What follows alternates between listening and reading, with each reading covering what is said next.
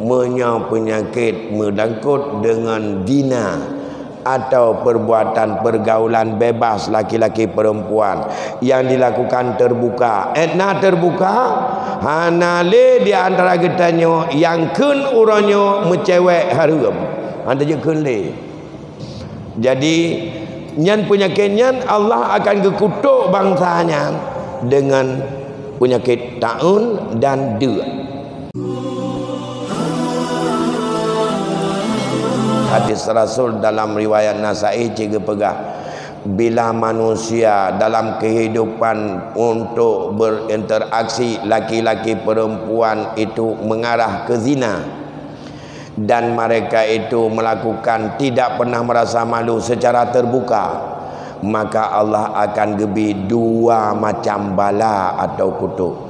Yang pertama gepeten penyakit taun, yang kedua mereka akan diberi penyakit yang lapar itu tak pernah dirasakan oleh umat-umat sebelumnya. Ini dalam hadis yang lain diingat oleh Allah.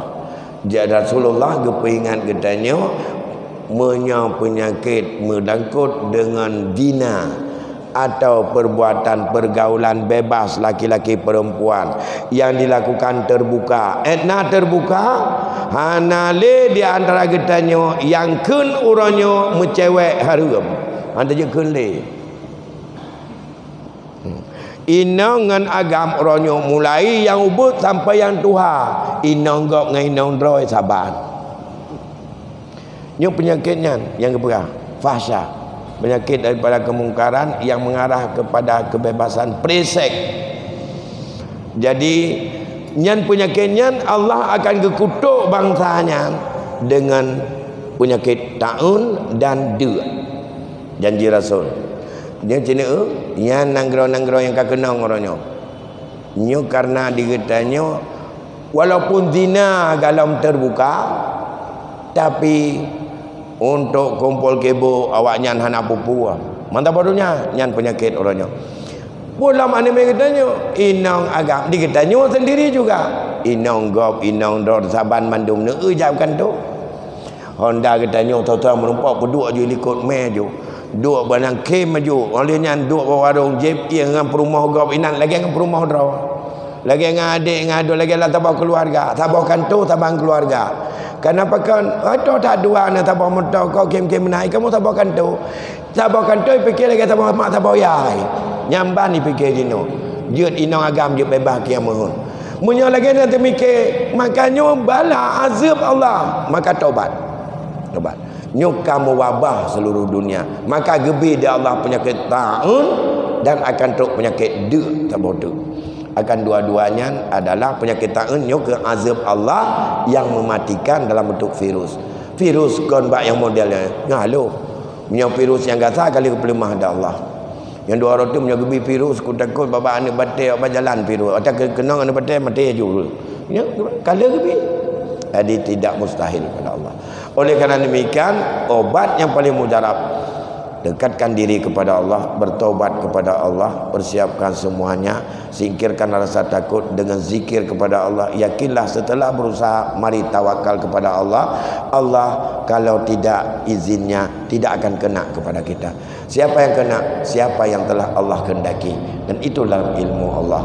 Oleh kerana demikian, dengan wabah ini, dengan corona ini, tak perlu harus untuk kita menyikapi yang berlebihan, tetapi tetap waspada dan kehidupan seperti biasa, ibadat tingkatkan. Semoga kita dilindungi oleh Allah. Demikian yang dapat kami sampaikan malam ini pengajiannya.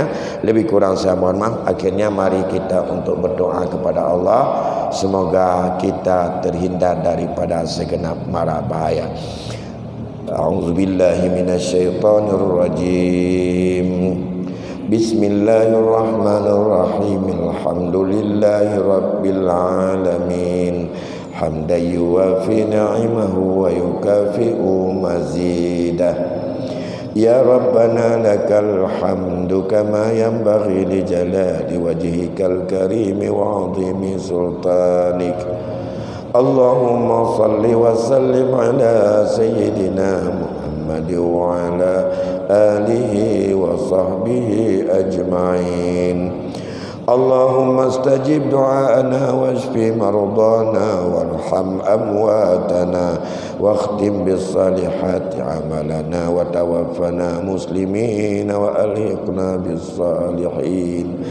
اللهم إنا نعوذ بك من البرص والجذام ومن السيئة الأسقام على كل شيء قدير.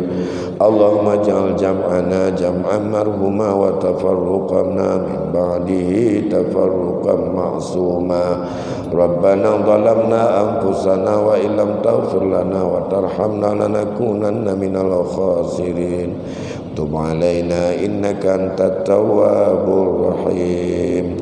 ربنا آتنا في الدنيا حسنة وفي الآخرة حسنة وقنا عذاب النار.